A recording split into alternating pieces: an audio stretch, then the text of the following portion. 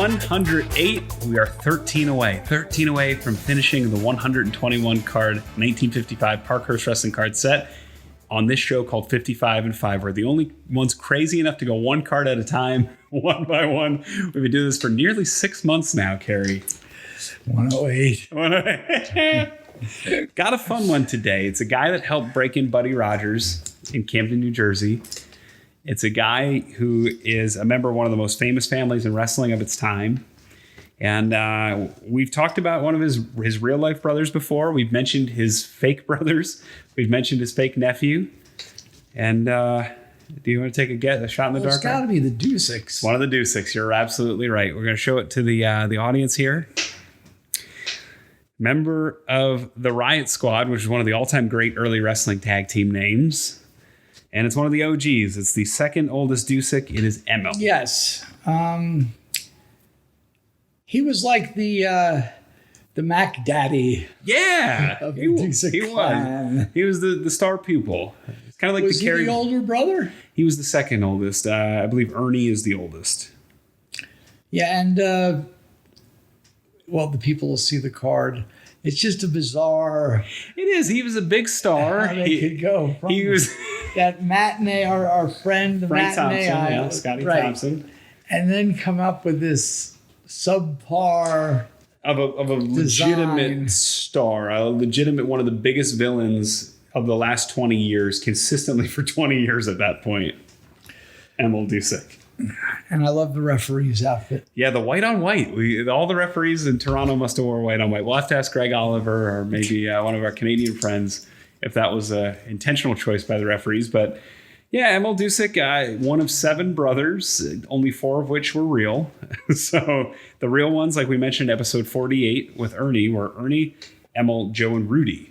The other 2 brothers were Wally and Frank. And then there was another fake Dusek who was the fake son of one of Wally and Frank's. So there's 7 total, 6 brothers.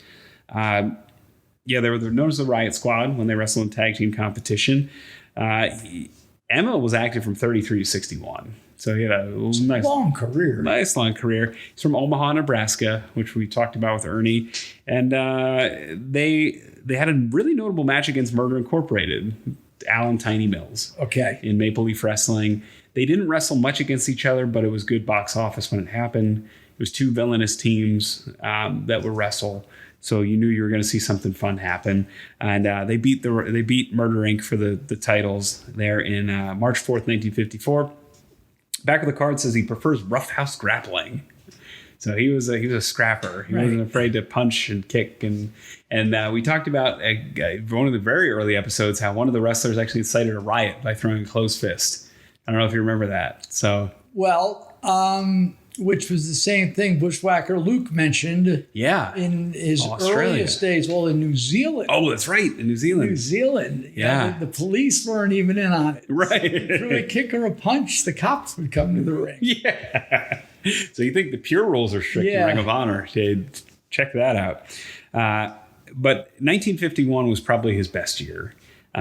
He wrestled Luthez in various monster cities, Houston, Los Angeles. He was the big city opponent for Luthez at a time when Luthez was trying to unify all the titles. From 48 to 56, Luthez was trying to go around to each territory at the behest of the NWA and unify, get the Los Angeles title from Baron Leone, get the Chicago title, get the Boston title. And that was his goal. And when he wasn't doing that, Emil Dusek was his opponent on the road, and he did good houses in big cities. So very reliable there. And also he won the Central States tag team titles with Ernie, and they had a nice run there. They toured quite a bit. They went just about everywhere. I mentioned he kind of started in the Philly area, the Camden area.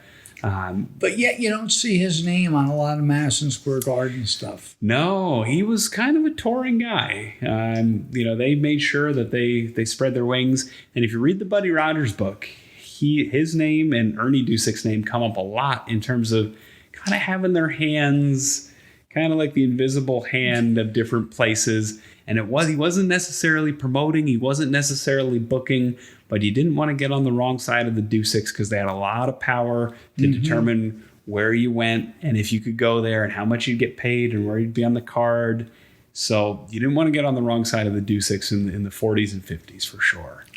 Well, really interesting. What a family. Yeah. And I think we still have at least one more. Okay.